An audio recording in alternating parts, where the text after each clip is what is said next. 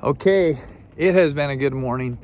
I got home, had a good conversation with a friend. Right. I was about to get in the shower and he called, and I was okay. Let's talk, and it was super fun to talk. I don't know if you have good friends, but he's been a good friend to me for the last few years, and super thankful for him because he's walked with me through some hard things and helped me just by being a friend. I was talking to him about that today. I'm like, man, you don't even know how you've really helped me. You really came into my life at a time when I don't know, I felt like I actually just needed a friend. We'd moved recently, so that was cool to talk with him. And then I had a couple dang, my hotspot's trying to get me to join or something. But yeah, had a good time interacting with other people. I'm in this chat group that just a bunch of guys, and so that was super good. Now I have my chiropractor is actually coming over because we worked out a deal several years ago that he would work on my back if I needed something, and then he could pick out a painting for his wife because his wife really liked my work. And so I went to him a few times, but really didn't add up enough for a painting. And then I didn't see him for years. It was probably like 2 or 3 years. And then I started going back recently. So I've been talking with him, and so he's coming over today to look and maybe pick out a painting, which will be cool. I'm super excited. He's coming with his wife, and it's always fun to, I don't know, see people's reactions, and hopefully they'll find something that is good, that they will love, but also that fits on the wall that they're looking for. And I'm gonna start working on the desk now. It's been a little bit of a slower morning than normal because I've just kind of been doing a few things that are off camera. But one cool thing I want to show you, or tell you at least, I got a submission for my form on braveartist.com.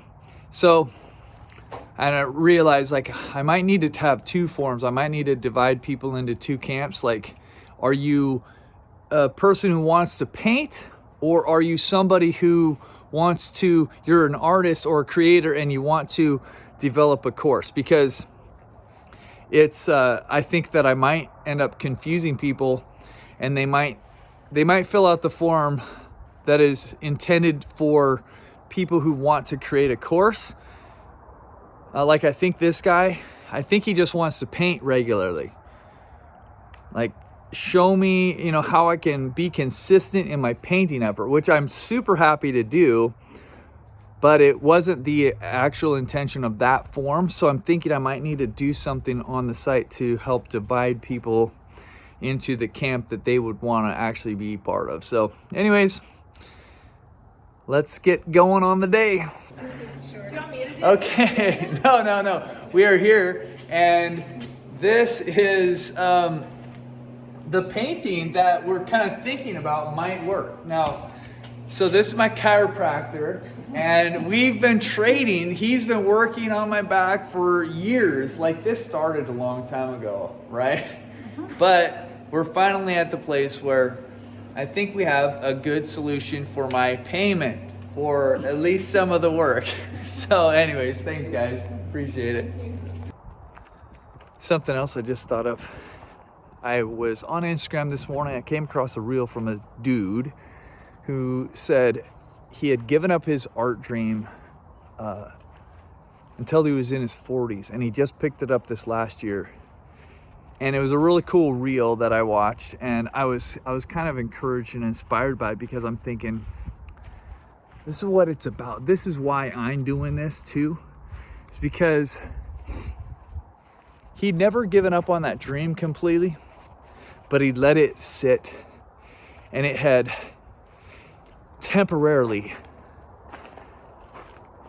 just been dormant, but temporarily meaning like 25 years or something like that. Like, that's a long time, but it's never too late. It's never too late, right?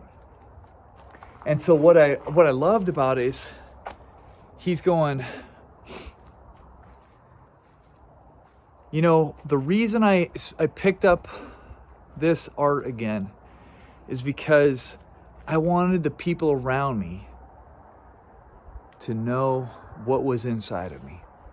And he's doing these really cool charcoal drawings and all this stuff. But I thought that was really cool. You have something inside of you. You have something inside of you that is worth saying. It's worth expressing. It's worth getting out there, because somebody else might just be really encouraged too. Somebody else might see your vision of the world and it might be like life-giving to them. They might have hope because of what you produce, what you do, what you create. And that was what it was for me. It was this little image of this guy, this video story where he's just saying like, this is the journey I'm on. And that actually inspired me. Seeing his work inspired me. Knowing that he was battling, you know, it said, full-time dad during the day, or like full-time dad or dad full-time worker or something like that. And then it said painter at night or artist at night. That's the real deal. That's not giving up on your dream. That's not letting things stand in your way. Because if you are working during the day and you're providing for your family during the day, but you're hustling at night, you're pursuing your dream at night, God, man, you gotta just go, that's it. That's what it's about. It's not giving up. It's persevering. It's being persistent. It's working hard. It's putting in extra hours. It's going like, hey, yeah, you work 8 to 4, 8 to 5, 9 to 5, whatever it is. What are you doing from 7 to 12? Can you like, what could you do what if you could put in 3 hours a night, 7 to 10, go to bed at 10:30, 7 to 10 every night? What if you could do something like, what if you could put in an hour? What if it was after the kids were in bed and it was from 9 to 10? Something, you know, like what can you do? What can you fit into your life? And is it worth it? And I'm saying it is worth it. It is worth it. What is your dream? What is your dream? Don't let it die. Okay, so I am sitting in a storage room at our daughter's gymnastics center because I am waiting for another 6.5 minutes until I get to go out and watch one of her sessions. Now, this is just a practice, but I want to go out there as she moves through the different components that make up a gymnastics routine. You know, you have bars and beam and floor and the vault. And so I just got the schedule from the coach and I'm waiting. I'm going to be doing some work, and they set me up because it's really crowded upstairs where everybody sits and watches. I was planning to just be up there, but it's really crowded. So I asked if there was another place I could go, and they brought me into this storage room, which is really cool. And I'll tell you why.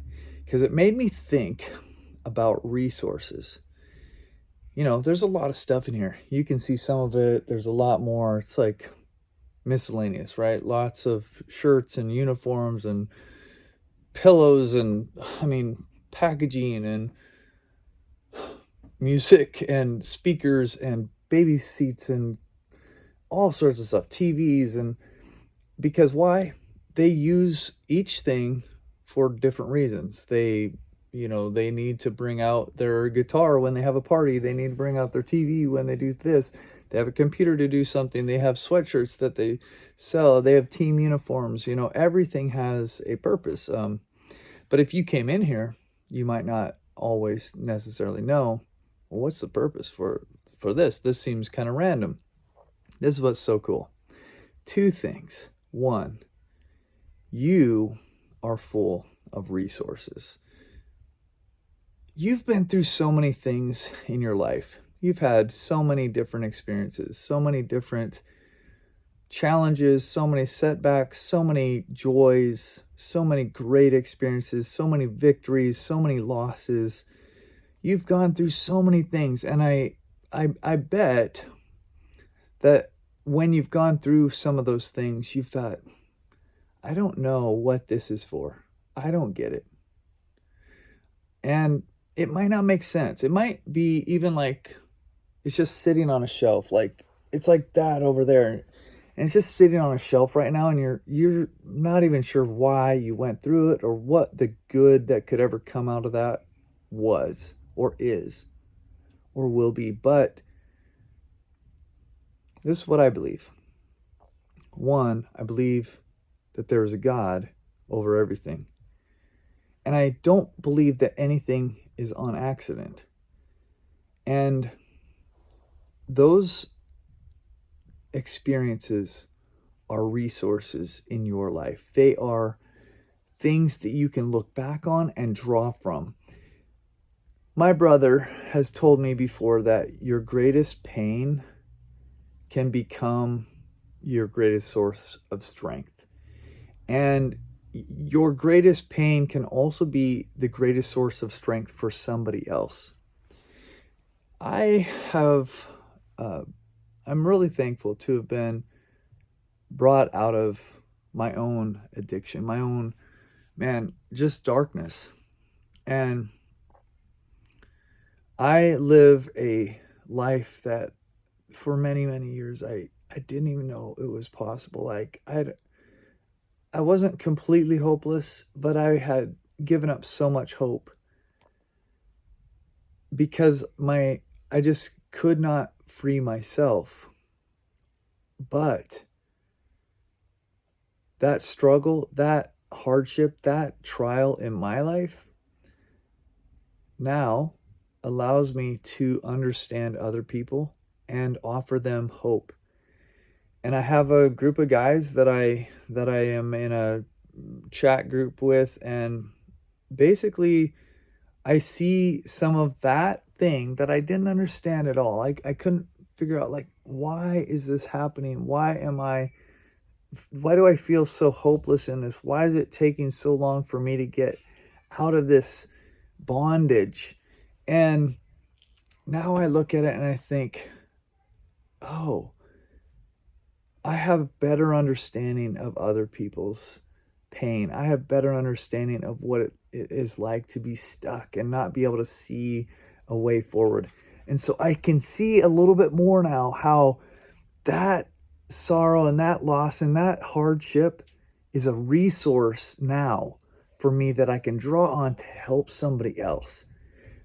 You have things just like that. How can hard things, how can experiences, how can good things, how can victories that you have had in the past and hard things that you've gone through in the past, but you've overcome, become resources for you today, for your own journey, but also for other people? That is so cool. So that's the first thing, is I just know that you have resources. You're like this room. Like, you might not understand why you have them, but you have them. And the second thing is, the greatest resource is resourcefulness. Now, I got that from Tony Robbins, actually. I heard him say that. And I thought, that's so amazing, because it's true. Your greatest resource is resourcefulness. It's not about, do you right now have all the money in the world? Do you have all the ability and skill in the world? That's not the greatest thing. The greatest thing is being resourceful and digging down and going, okay, what do I have? How can I make this work? You know what they say? Necessity is the mother of invention. And the reason that's true is because resourcefulness helps you come up with solutions for problems that you can't immediately see a solution for. You have to think and be creative and be, mobile and agile and go, like, what are we going to do in this situation because it's not making sense? So those two things I'd love for you to think about today, and even write in the comments, say like, hey, I agree with you, or I don't agree with Jed. I mean, is resourcefulness the greatest resource? I think it is. And secondly, you have lots of things in you that are resources. It's just like this room that you can pull out when the time is right, because you've been through a lot and you carry great resources and gifts and treasures with you that can help you and that can also help others. Ever forget that you had something that I don't know, you just like forget that you had stuff, and then you find it and you're like, oh shoot, I forgot about that.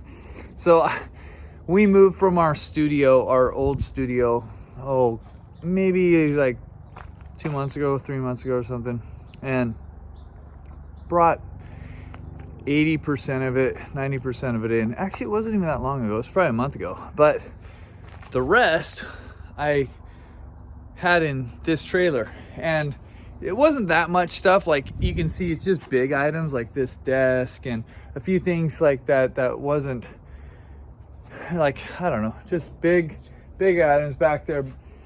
You can see this chest here. You can see back there's some shelves that are stacked on top of each other. But I came out this morning looking for something else, and I remembered this chest. Now, why do I care and bring it up right now? Because I forgot that I had all this paint in here, and there's other stuff, but I think there's more paint down here. Yeah, there's more. But you know what's been happening?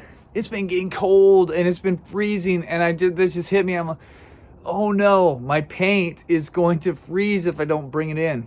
So, emergency decision. I'm bringing in this big rolling storage bin. That's actually kind of handy to have. That's like where I've always kept my paints, but it's a mechanics shelf that I got from Home Depot or a store like that. Anyways, that'll slow me down a little bit. 10 minutes getting this in. I've found that often I have to order things. Like yesterday, for instance, I have a camera, and I was thinking, man, I could use this camera, which I've never used for video work. I've used it for taking pictures, but it's a pretty good Nikon. It's a little bit older, but I think it would work pretty well for video stuff. But I don't have the connections to the computer. I don't have the connections, to make the USB. And then I would need, if I'm gonna use it as a video camera for, filming a class or filming something like that, then I need it to not run out of battery. That's actually one of the most important parts of having a camera work for video, is that you need the dummy battery that has the AC adapter. That's like so huge, because we used to always be running out of battery, and you're like, oh shoot, what do we do? And so I had like all these batteries and everything, but the dummy adapter that goes in the battery place, that's like crucial for video work. And anyways, I'm like, oh, I should get a battery pack for this. And I go online and I look and I see, oh, I ordered one like 5 months ago. I hope I can find it. Anyways, I did find it, and I'm so glad about it. But I also had that same thing happen with that TV that I hung up on that big frame, is that I was just hoping I could find the mount, the bracket for the wall that I found. But anyways, I find like that's what I have in these bins sometimes. It's just this equipment that I've got over time, but then maybe I found a better way to do it, or I have a different technology, or have a different camera, and so I have these old cords and old wires and old things, but I don't always want to get rid of them because I don't know if I'll need it again. But sometimes you're like, how many cords and cables and adapters do I actually need? That's why I'm doing this though, is because I feel like I've learned a lot. And there's a lot of stuff that you really don't need, but you don't know what you actually do need.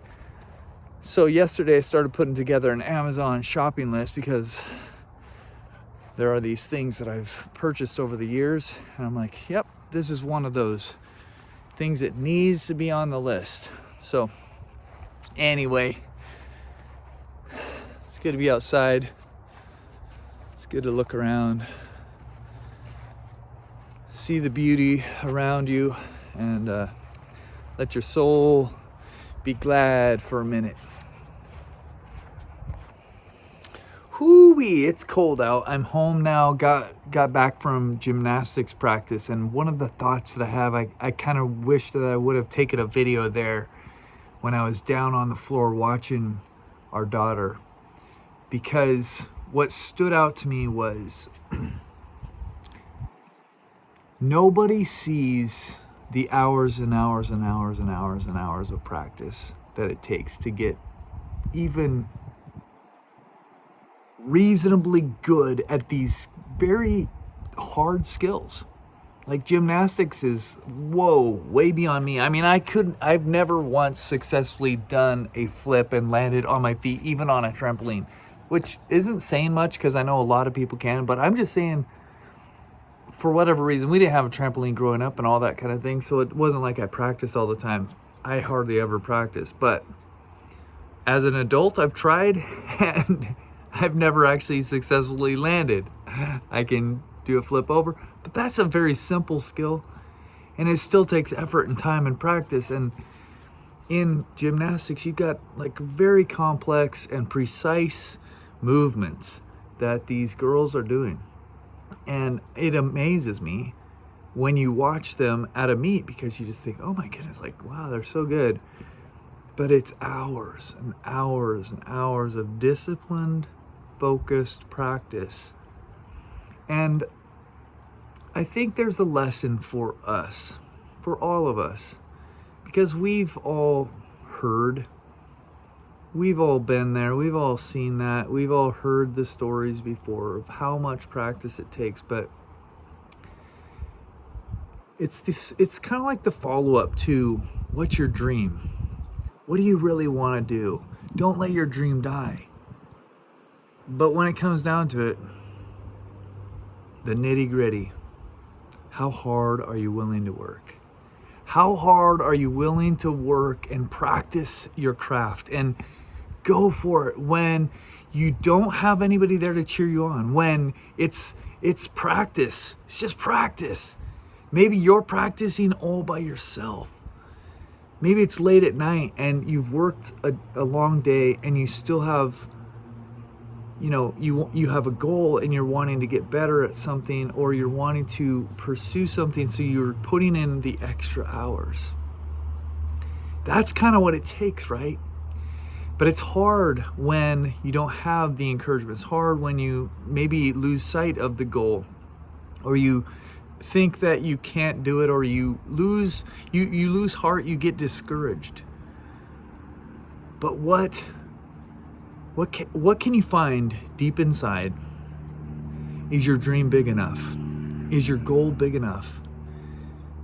Because your goal can't, I heard somebody say this, like, ultimately, like, if your dream or your goal doesn't cause you to cry, it's not big enough. Like, it's not moving enough. And so I don't know exactly how that applies.